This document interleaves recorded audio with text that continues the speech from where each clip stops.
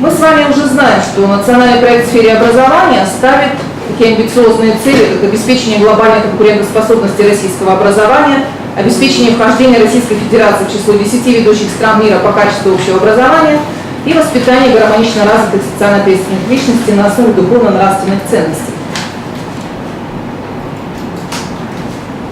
Для того, чтобы в 2024 году мы могли обеспечить вхождение Российской Федерации в число 10 ведущих стран мира по качеству общего образования, мы должны занять лидирующие позиции в международном исследовании математического и естественно-научного образования ТИМС и повысить свои позиции в международной программе по оценке образовательных достижений по естественно-научной грамотности ПИЗа.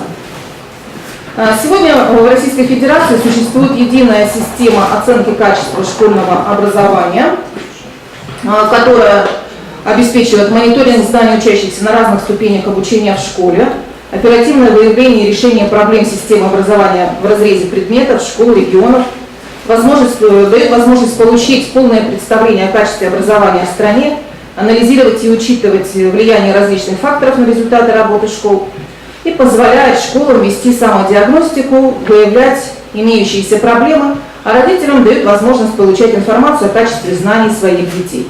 И вот здесь представлено схематично, какие именно исследования входят в единую систему оценки качества школьного образования по уровням образования. Система строится на ряде базовых принципов. Этих принципов 5. Первый принцип – оценка как составная часть учебного процесса. Этот принцип подразумевает, что очень важна обратная связь, которую мы получаем в процессе обучения от наших учащихся. Второй принцип – это объективность оценки. То есть при получении необъективных данных невозможно принимать эффективные управленческие решения, да, поэтому данные должны быть объективными. Третий принцип – оценка того, чему учили. Да, то есть определяется ядро содержания образования и проверяем именно то, чему учили. Четвертый принцип – формат оценки влияет на содержание образования. Здесь предполагается, что мы должны постоянно совершенствовать измерительные материалы, чтобы они действительно определяли именно то, чему мы ребят учили. И пятый принцип – оценка стимулирования развития. Этот принцип подразумевает, что мы используем результаты для стимулирования развития образования, для совершенствования преподавания, для оказания организационно-методической помощи. Но таким образом, по результатам оценочных процедур мы не можем сравнивать эффективность работы регионов, школ и учителей. Недопустимо использование результатов для принятия административных решений, наказания учителей, директоров слабых школ, где учащиеся продемонстрировали недостаточно высокий уровень знаний. Как же мы можем эти результаты использовать, для чего они нам нужны? Вот об этом дальше пойдет наш разговор. На следующем слайде представлены основные международные сопоставительные исследования качества образования, в которых участвует Россия. Это исследование ПИЗа, да, которое предполагает оценку образовательных достижений учащихся 15 лет в области математической и естественно-научной грамотности, грамотности чтения. Это международное исследование качества чтения и понимания текста для учащихся 4 классов. Это международное мониторинговое исследование качества математического и естественно-научного образования для учащихся 4, 8, 11 классов. Далее идет международное исследование качества граждано-юридического образования 14-летних школьников. И в нижнем ряду представлены международное сравнительное исследование педагогического корпуса, международное исследование компетенций взрослого населения и международное исследование компьютерной и информационной грамотности для учащихся 14-летнего возраста. Далее остановимся на некоторых исследованиях и их основных задачах, их основных возможностях. Первое такое исследование – это исследование ПИЗа. Международная программа по оценке образовательных достижений учащихся. Это периодическое мониторинговое исследование качества и тенденции развития математического и естественно-научного направления национальной системы образования. Именно это исследование позволяет выявить и сравнить те изменения, которые происходят в системах образования в разных странах мира, и дает возможность оценить эффективность стратегических решений в области образования. И надеюсь, что вы помните о том, что именно по результатам исследований ПИЗа в 2009 году, предыдущих исследований, было принято решение о том, что необходимо вносить существенные изменения в федеральный государственный образовательный стандарт. Исследование осуществляется Организацией экономического сотрудничества и развития в консорциуме с ведущими международными научными организациями при участии национальных центров. Следующий слайд раскрывает модель оценки функциональной грамотности. То есть ПИЗа 2018 года Это уже исследование функциональной грамотности. Здесь кроме математической, естественно-научной, читательской грамотности появляются глобальные компетенции и появляется финансовая грамотность. Для чего исследование проводится? Вот основные вопросы, на которые должно ответить это исследование. Насколько выпускники наших школ готовы жить и работать в обществе, в котором проявляется межкультурное разнообразие в условиях глобализации?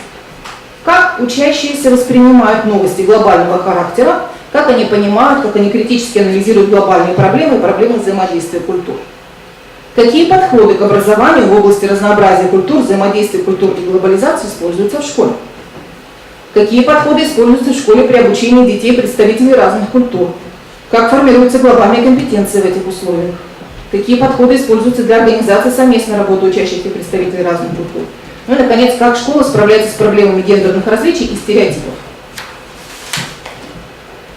Для того, чтобы на эти вопросы получить ответы, исследование включает в себя набор ситуационных контекстов задачи. 6 основных контекстов. Личный контекст заключается в ситуациях, с которыми учащиеся сталкиваются ежедневно. Да, это окружение ребенка, а именно приготовление еды, осуществление покупок, игры, личное здоровье, спорт, путешествия, личные финансы. Второй контекст – это учебный. Он обычно тесно связан с процессом обучения. И в случае оценки читательских умений это будут задания на работу с различными текстами из других областей, из математики и естествознания. Третий контекст – рабочий. Он предполагает, что контекст задачи тесно связан с миром работы, то есть с миром профессий. Это могут быть ситуации, связанные с покупкой материалов для какого-либо строительства, составлением рабочего расписания, оценкой качества результата и так далее. Четвертый контекст – общественный или публичный, заключается в ситуациях, связанных с общественной жизнью.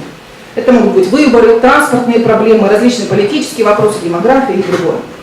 Пятый контекст – научный. Предполагает, что задача имеет отношение к решению какой-либо научной проблемы с применением знаний в данной предметной области.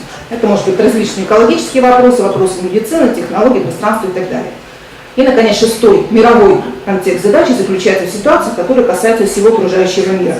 Это могут быть вопросы эпидемии, вопросы использования природных ресурсов, различные климатические вопросы и так далее. На следующем слайде отражены результаты ПИЗа по 3 аспектам исследования. Показана пятерка лидирующих стран и место России. В 2000 году Россия была на 16 месте, в 2003 году на 32-м, в 2006 на 36-м, в 2009 на 41-м, в 2012 на 34-м, в 2015 на 32-м, а к 2024 году стоит задача войти в десятку лучших. Ну, конечно, исследование направлено не только на выявление вот тех видов грамотности, о которых я говорила, да, читательской компетентности, математической, естественной, научной, но и исследование позволяет выявить те факторы, которые влияют на результаты образования. Вот, в частности, определены факторы, влияющие на результаты естественно-научного образования. Наиболее сильное позитивное влияние оказывает социально-экономический статус учащихся из школы, показатели использования адаптивных методов обучения, организации неурочной деятельности, кружков и олимпиад. А наиболее сильное отрицательное влияние оказывает организация классов по способностям и показатели, связанные с нарушением дисциплины. Есть над чем задуматься, да? И при этом отмечается, что лучшие результаты дают следующие стратегии. Это обучение, где доминирует учитель, учитель объясняет материал, обучение на основе обратной связи, то есть обратная связь, идущая от учителя к ученику и обратно соотносящаяся с учебными целями и стратегиями. Адаптивное обучение, когда учитель планирует урок с учетом уровня подготовки и потребностей класса. Обучение на основе исследовательской деятельности, учитель поясняет связь знаний с различными явлениями. И при этом отмечается, интересный парадокс, снижение среднего балла сопряжено с частым использованием дискуссий и дебатов. То есть не всегда дискуссии и дебаты приводят нас к желаемым результатам. Перейдем к исследованию TIMSS. Основная цель исследования – сравнить между собой качество математического и естественно-научного образования в начальной и средней школе. Участвуют ученики 4 и 8 классов, причем одни и те же дети, да? Дети, которые в 4 классе, и затем они же в 8 классе. Каждые 4 года исследования проходят, такая схема позволяет отслеживать, какие изменения происходят в образовании при переходе из начальной в основную школу, как они влияют в целом на качество образования. Оценивается общеобразовательная подготовка учащихся 4 и 8 классов по математике и естественно-научным предметам. А также включается подготовка учащихся 11 классов по углубленным курсам математики и физики. Это исследование позволяет провести сравнительную оценку уровня образовательных достижений учащихся начальной и основной школы в разных странах, выявить тенденции в изменении качества математического и естественно-научного образования в начальной и основной школе, отследить изменения в математическом и естественно-научном образовании, которые происходят при переходе из начального образования, из начальной школы в основную школу, поскольку обследуется одна и та же совокупность учащихся. Также исследование дает возможность получить информацию об особенностях содержания программ по математике и естественно-научным предметам, а также об особенностях организации образовательного процесса в разных странах. И очень важная задача – это выявить факторы, влияющие на качество математического и естественно-научного образования в начальной и основной школе. В этом исследовании результаты у российских школьников достаточно высокие. В 2015 году ученики 4 классов заняли 7-е место по математике, 4-е место по естествознанию, а 8-классники оказались на 6-м месте по математике и на 7-м в естественных науках. При этом рейтинг выявил 3 большие проблемы российского школьного образования. Это большой объем домашних заданий, это резкое падение успеваемости в средних классах, и это недовольство учителей своей работой. Далее мы с вами видим результаты, да, как они менялись из года в год. В 2003 году Россия была на 9-м месте, в 2007 году на 6-м, в 2011 году на 10-м, в 2015 на 7-м месте. И также результаты исследования дают возможность определить, какие же факторы способствуют достижению наивысших результатов учащихся 4 классов всех стран по математике и естествознанию. Да, и были выделены следующие 3 основных фактора. Это отношение к учебным предметам. Причем отмечается, что разрыв в результатах между теми 52 российскими учащимися 4 класса, которым очень нравится изучать математику, и теми 11, которым это не нравится, составляет всего около 40 баллов. Также отмечается, что несколько уменьшилось число российских учащихся, которым нравится изучать математику. До этого было 58%, да, в предыдущем году, в 2015, и сейчас 52%. И естествознание тоже стали меньше любить его. С 62 упало до 58%. Второй важный фактор – это самооценка учащихся. Отмечается, что результаты российских учащихся, которые чувствуют себя уверенно при изучении математики, это 28%, и естествознания 40%, значимо выше тех, кто чувствует себя неуверенно. На более чем 75 баллов, да, существенное расхождение по математике и почти на 40 баллов по естествознанию. И третий фактор – это, конечно же, вовлеченность учащихся в учебный процесс. Вовлеченными в учебный процесс по математике оказались 77% детей. Их результаты в этой области лишь на 6 баллов выше результатов слабо вовлеченных. Совсем не вовлечены в учебный процесс оказались 2%. По естествознанию этот процент выше, 80% учащихся, а в среднем по странам это 69%, да, то есть у наших российских учащихся вовлеченность намного выше. И 18% вовлечены слабо. В целом по странам, участвовавшим в исследовании, это 25%. Также есть над чем задуматься. И третье исследование, которое позволяет нам проверить, как школьники умеют читать и понимать тексты. В этом исследовании участвуют дети, которые оканчивают начальную школу. Это 4-классники в России. Считается, что именно к этому моменту ученики настолько развивают свои навыки чтения и работы с текстом, что они становятся базой для учебы в средней и старшей школе. Проходит исследование также циклично, раз в 5 лет. С 2001 года его уже 4 раза проводили, последний раз в 2016 году, и от 35 до 50 стран в этом исследовании участие принимают. Оцениваются 2 вида чтения. Это чтение для приобретения читательского литературного опыта и чтение для освоения и использования информации. Для проверки школьникам дают 2 текста. Научно-популярный информационный текст и художественный. После чтения дети должны ответить на несколько вопросов каждому. Эти вопросы оценивают основные 4 навыка. Это умение находить информацию, умение формулировать выводы, интерпретировать и обобщать информацию и анализировать и оценивать содержание, языковые особенности и структуру текста. Каковы наши результаты? В 2001 году Россия была на 16 месте, в 2006, смотрите, на 1 месте, в 2011 на 2, в 2016 на 1 месте. То есть начальная школа вроде бы себя неплохо показывает. Да? Что происходит дальше, когда ребята переходят в основную школу? Здесь, конечно, проблемы возникают. И также это исследование позволяет выявить те факторы, которые обеспечивают высокие результаты. Прежде всего, это достаточные ресурсы для организации учебного процесса. Это хорошие условия для работы учителей. Это высокие требования к результатам обучения. Это персональная помощь учащимся с трудностями в обучении. Это поддержка детей из социально неблагополучных семей. Это использование компьютеров для организации самостоятельной работы учащихся. И это минимальные проблемы с дисциплиной учащихся. То есть тоже понятно, над чем мы должны работать, да, какие условия мы должны с вами создавать. Буквально недавно опубликован проект методологии и критериев оценки качества общего образования в общеобразовательных организациях на основе практики международных исследований качества подготовки обучающихся. Подготовлен этот проект Федеральным институтом оценки качества образования, и здесь мы видим адрес сайта, на котором можно этот проект методологии найти.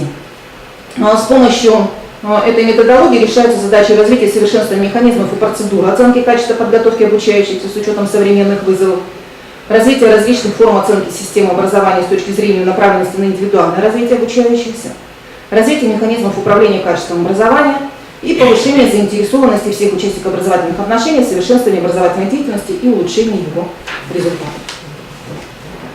Вот на этом я вводную вступительную часть завершаю. Здесь представлены основные источники, где можно найти информацию, и можно найти непосредственно сами задания, да, с которыми можно поработать. Ну и также, конечно, результаты исследований. Более подробно все отчеты, они на соответствующих сайтах размещены. Мы передаем слово Надежде Викторовне Бысик, эксперту Национального исследовательского института Высшей школы экономики.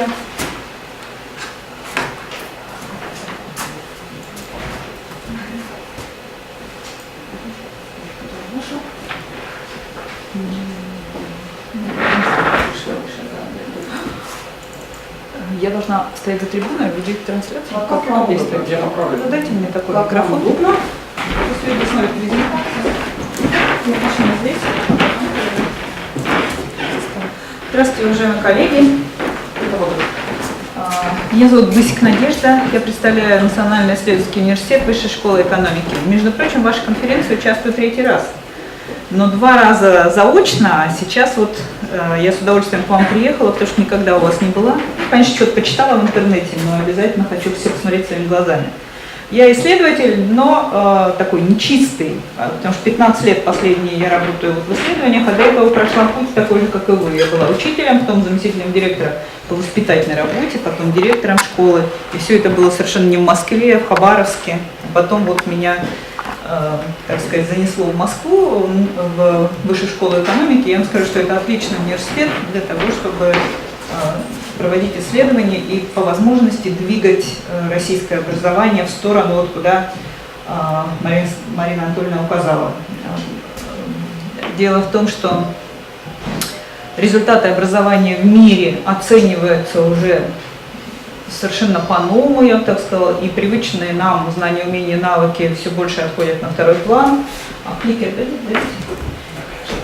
И я об этом хочу сегодня рассказать, а вот потом уже сегодня после обеда рассказать о проекте, ради которого я сюда приехала, потому что мне очень интересно, что вы делаете, и я бы хотела всячески вас поддерживать. И вообще свою личную миссию как раз вижу в том, чтобы все, что мы там наисследовали в Высшей школе экономики, нормальным, доступным языком рассказывать учителям, для того, чтобы вы могли применять что-то в своей деятельности.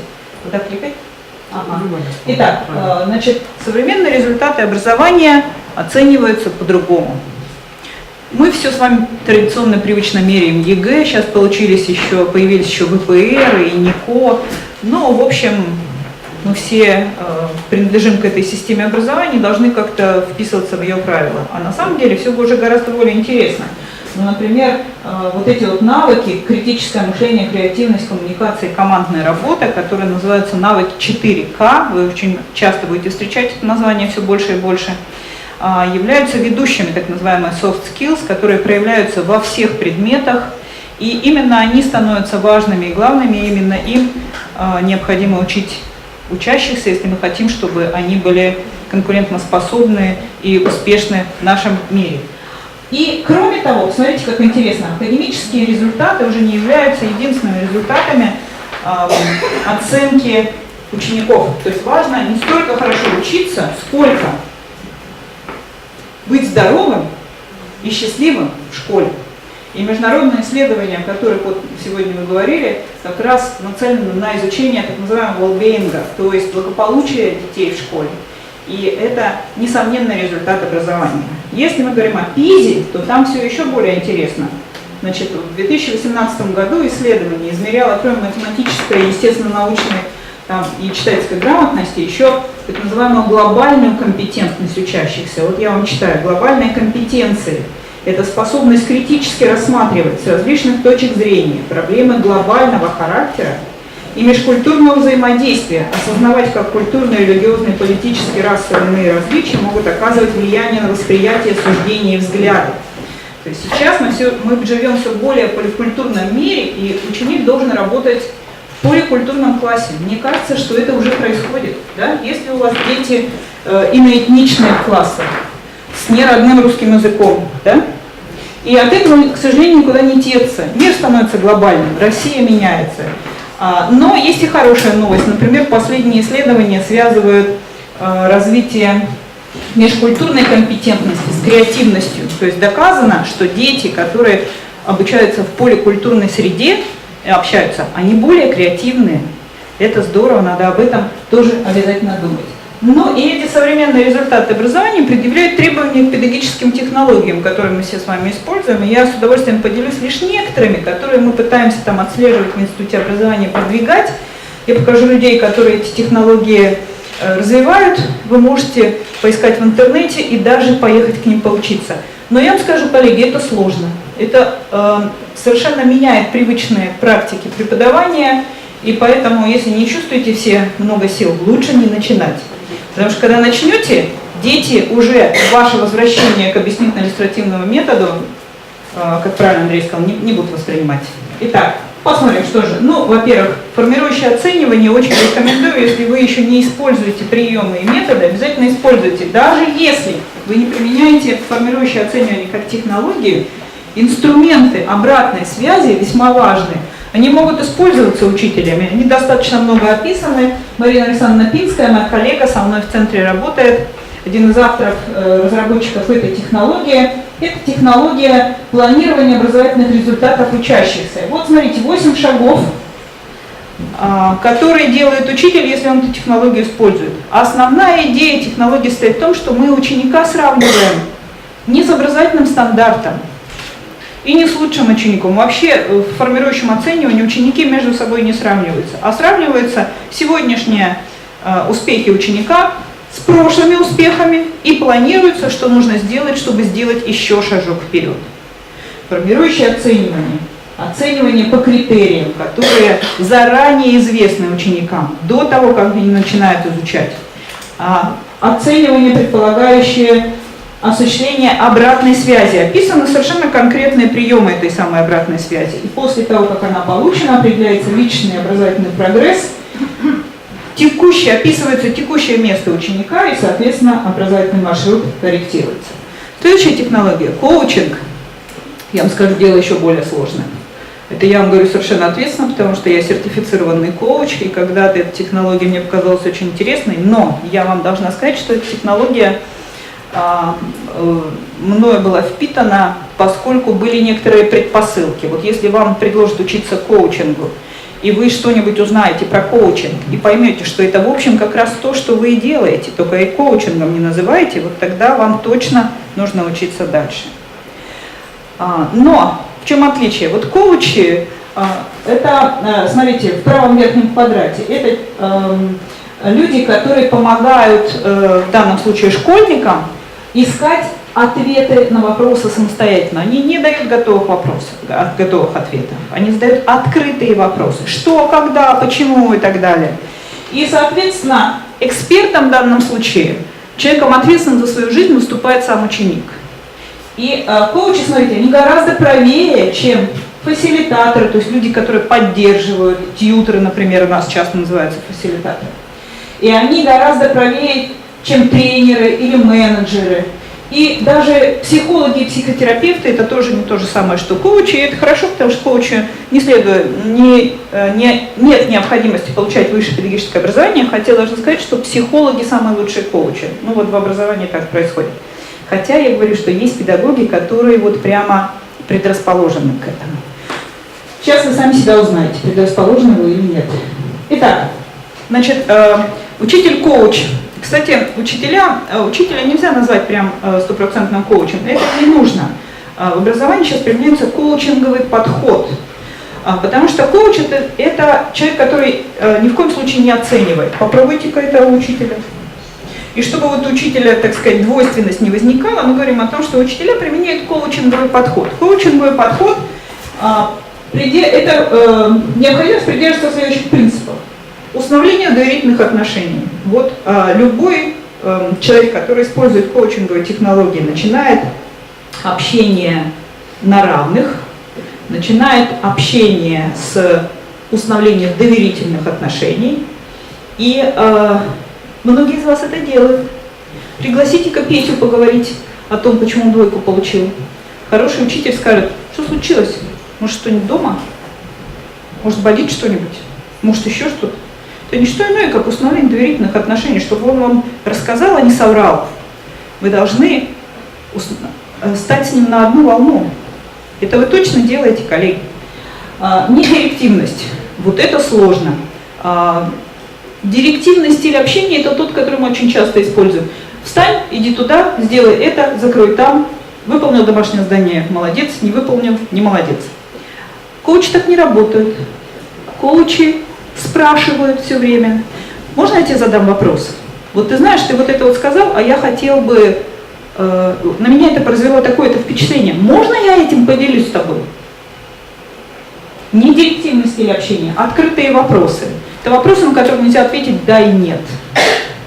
Это очень просто, но мы очень много задаем закрытых вопросов. Покушал? Да. Домашнюю работу сделал? Да. Форму физкультурную принес? Да. Домашнюю работу сделал? Нет. И так далее. Фактичность мышления, коллеги, это вообще совершенно то, чему нужно всем учителям учиться. Ну вот, давайте попробуем продемонстрируем прямо сейчас. Можете меня описать? Опишите меня, пожалуйста.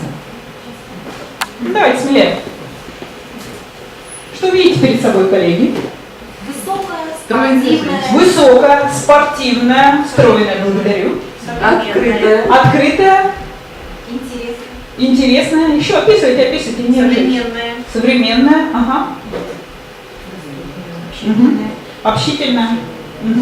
Коллеги, вообще-то, значит, у меня уже почти 50-й размер и больше 75 килограмм веса. Вам кажется, что я спортивная? Мне кажется, абсолютно нет. Почему? Два мнения может быть, потому что это оценка. Ваше суждение оценочное. Мне, конечно, очень приятно, но я все-таки стараюсь сладкого не есть. А вот что такое фактичное мышление? Фактичное мышление – это девушка в красном пиджаке, да, в черных брюках, что-то говорит. Это суждения, которые не имеют никакой оценки. Ну, у меня действительно красный пиджак, и это действительно пиджак, а не кофта там, и не платье. Да? А вот высокое – это относительно. Вот попросим Александра встать рядом со мной. Вот кто из нас высокий? Спасибо, Александр. И таким образом фактичность мышления – это способность так разговаривать с ребенком, чтобы не давать ему оценки. Не садись 2, потому что ты все время все неправильно решаешь, а посмотри, вот здесь ты поставил плюс вместо минуса, и все. А дальше, слушайте, точно я поставил плюс вместо минуса, сейчас быстренько переделаю, да и решу. Фактичность мышления, прям записывайте себе в тетрадь, это то, что каждый учитель должен на каждом уроке тренировать. Стимулирование сознания. Смотрите, какая хорошая картинка в серединке, да, вот видите, цилиндр. Если на него с одной стороны посмотреть, то это квадрат, а на с другой круг. И коучи, как раз смысл работы коуча состоит в том, что он работает для того, чтобы помочь человеку, с которым он работает, с разных сторон посмотреть на ту или иную ситуацию. Потому что когда посмотришь с разных сторон, возникают совершенно разные мысли. Знаете, какой самый такой хороший вопрос коучинговый, самый короткий. Все коучи говорят. Есть, кстати, у кого-нибудь знакомый коучи? Нет? Скажу, это вопрос «и». Понимаете? Когда коуч разговаривает со своим клиентом, он дает ему говорить. И все время говорит «и», а что еще? Таким образом, поощряя человека рассуждать. Но нам тяжело поговорить самим с собой. Ну, не получается вот это у нас. А вот с коучем поговорить легче. Если он слушает, посмотрите, вот еще внизу метафора, видите, такая капля, да? Вот это называется компетенция, у коуча есть компетенции, целых 11, коучинговое присутствие. Вот коуч в разговоре со своим коллегой, клиентом, учеником должен быть таким внимательным, чтобы услышать вот эту каплю. И именно тогда он вместе с тем, с кем он говорит, может найти то, что нужно найти в данной проблемной ситуации. Но учителя любят коучинг не за это, а за хорошие инструменты, которые можно прямо вот брать и применять на уроке. Но через инструменты нельзя забывать о принципах. И фактичное мышление, коллеги, большими буквами записали, нужно в себе обязательно тренировать. Инструменты очень простые. Смотрите, колесо баланса это называется. Видите, на 8 секторов разделен круг. Это универсальный круг. Сюда можно вписать тему урока по химии, можно вписать компетенции учителя для того, чтобы директор смог с ним поговорить. И в этом, а дальше, смотрите, в нем как бы 10 кругов, да? И вот когда мы вписываем компетенции, то мы можем попросить учителя, например, директор может просить учителя, скажи, пожалуйста, что ты вкладываешь в понятие компетенция номер 3? Как, по-твоему, вот эта компетенция может проявиться наилучшим образом? Знаешь ли ты человека, у которого она прям хорошо проявилась? Он говорит, да, вот этот человек использует проектный подход, я этого видел, это мой коллега, и он делает то-то, то-то, он такой-то, такой-то, и описывает, как коучи говорят, на десятку, там 10 делений. И это идеал, к которому нужно стремиться. А дальше директор говорит учителю, а вы не могли бы оценить, в какой степени сейчас у вас эта компетенция проявляется? Учитель говорит, ну где-то на 5. Обычно учителя все говорят, ну где-то на 5. И тогда понятно, что делать дальше. А дальше 5 шагов от 5 до 10. И тогда директор говорит, а какие необходимо шаги сделать вам с моей помощью для того, чтобы от 5 прийти к 10? На уроке химии то же самое. Изучаем формулу. Что значит знать эту формулу на 10? То-то, то-то, то-то, то-то. Уметь разводить, так сказать, что-то кинуть в раствор так, чтобы взрыв не произошел. Да? А сейчас вы это умеете? Нет. А в какой степени? Ну, на 3. А какие это будут 7 шагов, чтобы вам прийти к лучшему знанию? Вот так работают коучи. Смотрите, ничего не говорят сами, все спрашивают. У коуча даже есть еще хорошая фраза, они говорят, что вся ответственность лежит на клиенте. Ну, к сожалению, для учителей это не так актуально, но во всяком случае, все, что можно отдать, нужно отдавать ребенку. Ну и другие, не смогу уже поговорить. Следующая технология пришла к нам из бизнеса, вот активно сейчас используется, коллеги, называется дизайн мышления. Наверное, вы слышали. 7 этапов проходит эта технология. В школе работают, применяя этот метод, когда реализуют проекты. Но посмотрите, что интересно. Посмотрите на 5-й этап и на 1-й этап даже.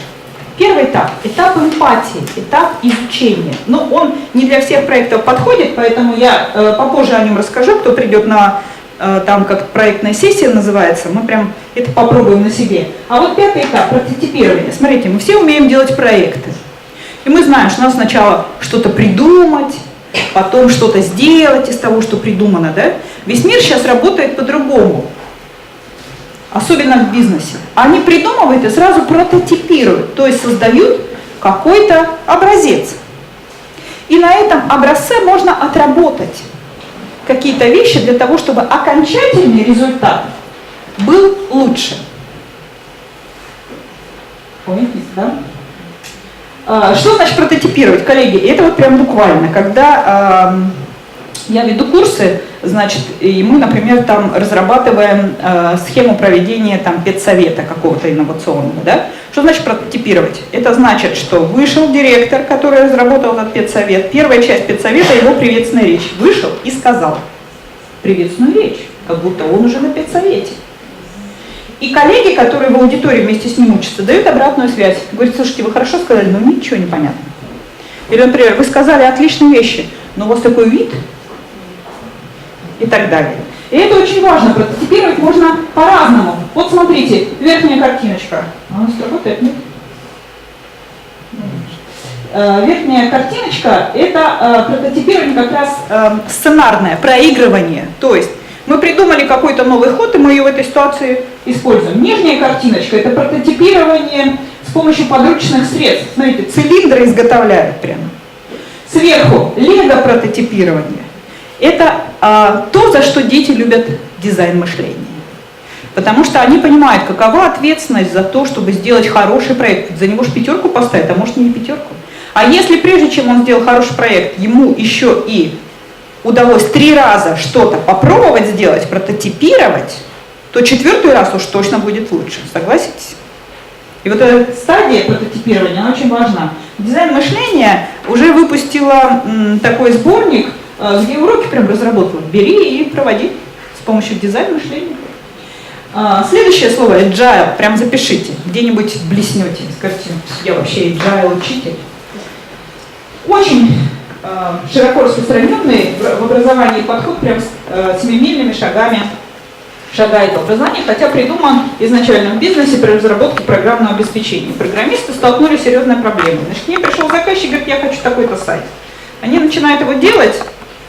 Когда приносят готовый сделанный, оказывается, что уже произошли изменения, и заказчик говорит, слушайте, я еще хочу вот это вот добавить, а вот мне еще вот это хочется. И таким образом программисты, так сказать, шишек набив, решили, что они будут, и даже манифест про это издали, больше слушать заказчика, чем строго выполнять техническое задание. Мы же все с вами рабы технического задания, потому что есть же конкурсная документация, есть же контракты, в нем есть техническое задание. А вот они считают, что надо слушать заказчика. Для школ значимое обучение важнее, чем измерение обучения. Это значит, то, что происходит с ребенком, гораздо важнее, чем результат, который он получил на ЕГЭ, поверьте. Сотрудничество с заинтересованными сторонами важнее, чем переговоры. Если требуется отступить от контракта, говорят программисты, мы отступим для того, чтобы в полной мере удовлетворить интересы заказчика, так же, как и в школе. Если мы хотим добиться результата, ну а дальше все вещи, связанные с закреплением содержания образования в новых стандартах. Ну и готовность к изменениям важнее, чем исследование первоначального плана. И вот эта вот гибкая технология, она опять-таки в образовании прекрасно в проектной деятельности работает. И этому даже есть подтверждение. Сейчас покажу, а потом вернусь. Значит, есть такой Павел Рабинович, руководитель проекта «Космо Одис», который все естественно-научные предметы помогает школам реализовывать через проектную деятельность с применением agile технологий. Ну а что такое agile-то? Agile – это мелкие шаги. Почему программистам удается так хорошо делать итоговый окончательный проект? Потому что они опять-таки прототипируют, они делают несколько образцов. Смотрите, вот график. Первая диаграмма. Слово «риск».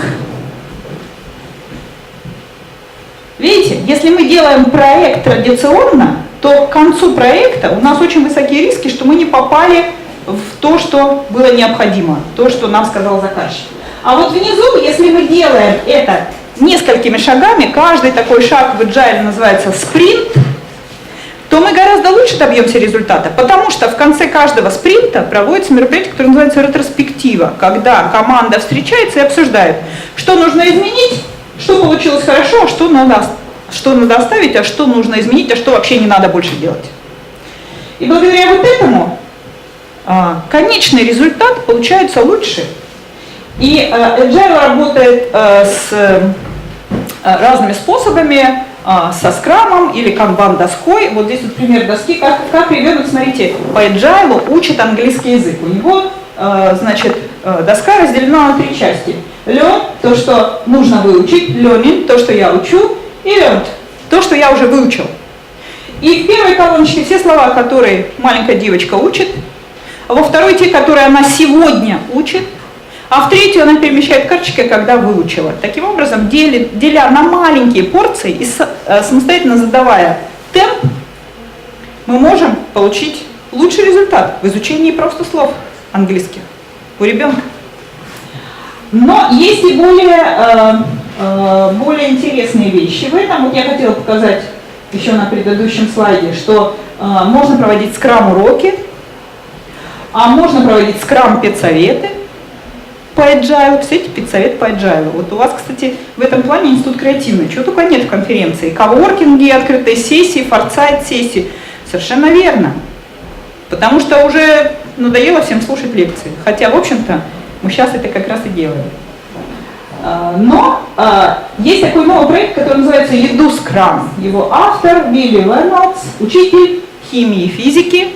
Это замечательный проект. И это, я бы сказала, очень высокий уровень проектной деятельности. Знаете почему? Потому что все задается учениками. Задача учителя, который работает по Edu Scrum, состоит в том, чтобы взять курс по химии для 7 класса и разделить его на задачи. И причем эта задача должна быть не просто, как у нас календарно-тематическое планирование, а каждая тема должна иметь интересный вопрос. Самый интересный в курсе химии, который делает Вилья, он показывает сотовый телефон детям и говорит: сколько в нем золота? И это хорошая исследовательская задача. И вот целый курс годовой делится на такие задачи. Смотрите, айсберг — это курс, делится на задачи. Кроме того, к каждой задаче придумывается история успеха. А что детям будет, если они это сделают? Как они будут поощрены? И это придумывают тоже дети. А дальше задачи делятся на короткие фрагменты. Это на этом уроке, это на этом уроке, это на этом. И канбан-доска. На сегодняшнем уроке надо сделать то-то, мы сделали то-то, а будем делать еще в следующий раз вот это. Есть 3 тренера уже в России, обученные по этой технологии. Это Наталья Гульчинская, Бредикина Екатерина и Борисова Анастасия. Никаких контактов не привожу.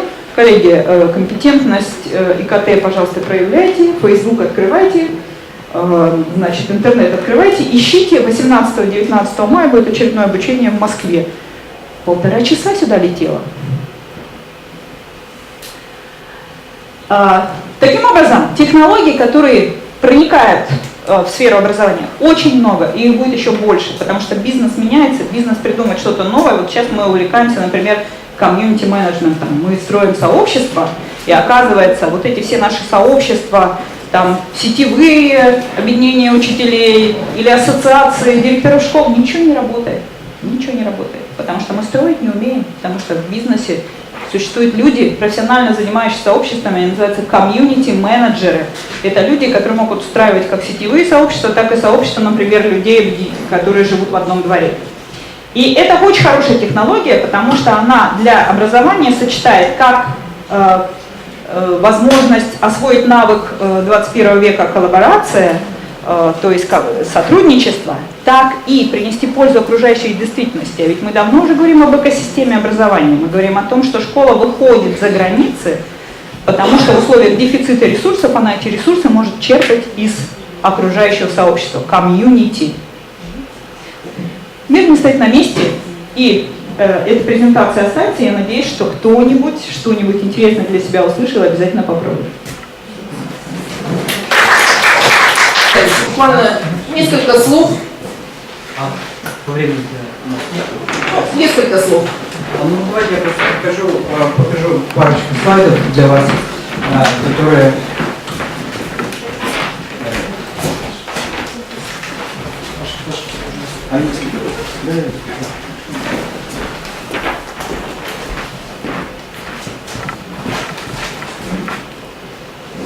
Ну вот говоря об оценке и о получении данных для какого-то, для модификации, для изменения. Вот я хотел показать та система, которая сейчас используется в штате Техас, в частности для оценки работы учителя. Когда, например, кто-то из администрации приходит в класс и делает оценивание работы учителя, evaluation, то следующие основные компоненты рассматриваются. И учитель оценивается по таким вот уровням. Значит, называется T-Test Rubrics, то есть вот эти вот T-Test оценки, что перевести можно будет. Вот. Включает в себя 4 домена, и они, это значит, как учитель может планировать свои занятия. То есть, на самом деле, в любой школе к каждому учителю приходит администратор, или это зауч, или это директор. Иногда может приходить ментор. Вот. Ну, потом мы поговорим о менторе, коуче, разница, вот как у нас понимается. Вот. Значит, вот эти 4 домена, как планировался урок. То есть, до того, как администратор приходит на занятие, он может сказать, что я планирую тебе в такой-то день прийти, значит, подготовь мне свой план конспект уроков, пошли до того, как я приду, чтобы я посмотрел, чтобы был готов вот, к этому делу. И можно даже просто встретиться с учителем поговорить и сказать, ну что ты планируешь, как у тебя там сейчас вот на каком этапе идут дела и прочее, прочее. То есть планирование, потом как учитель на самом деле обучает, то есть инструкции, то есть что он делает, как он достигает тех ожиданий, которые есть, что по содержанию там включено, как общается с учениками. Очень важный фактор – это дифференциация, то есть как бы дети-то ведь все разные. Вот. Есть, например, те, которые очень одаренные, в том же самом классе есть те, которые не говорят на языке.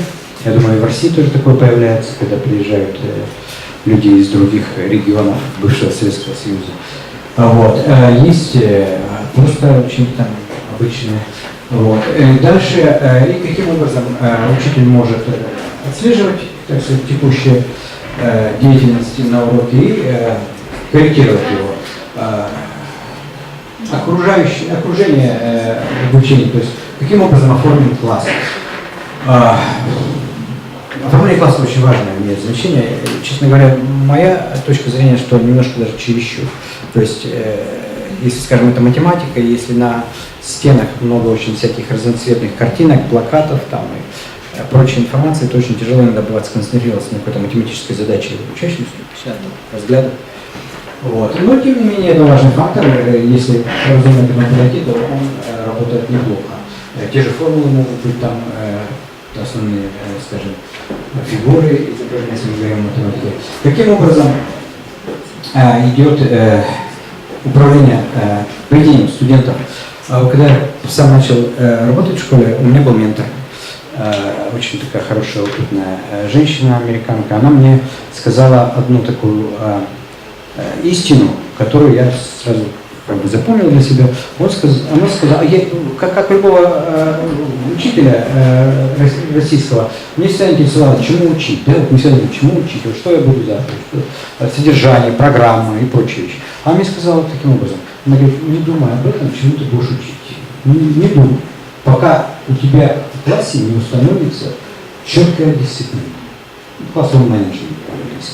То есть не будет дисциплины, ничего не научишь. Как бы ты ни старался, ничего не получится. Вот. То есть вот этот фактор очень также важен.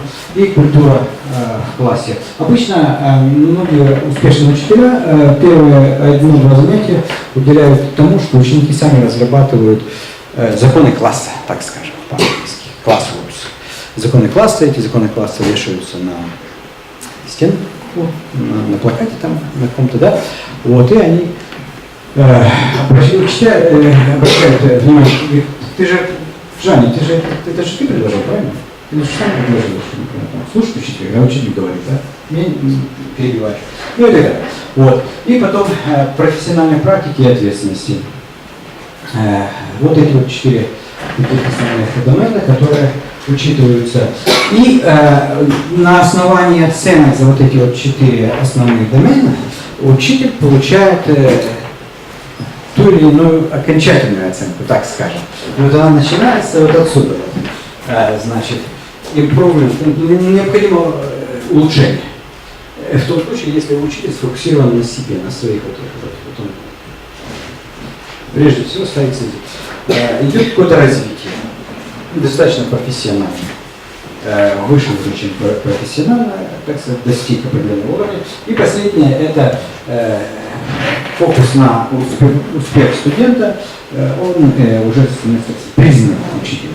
Вот. И в зависимости от этого может меняться и зарплата учителя, и отношение к нему администрации, и определенные акции, которые администрация может предпринять, ну и даже контракт на будущий год.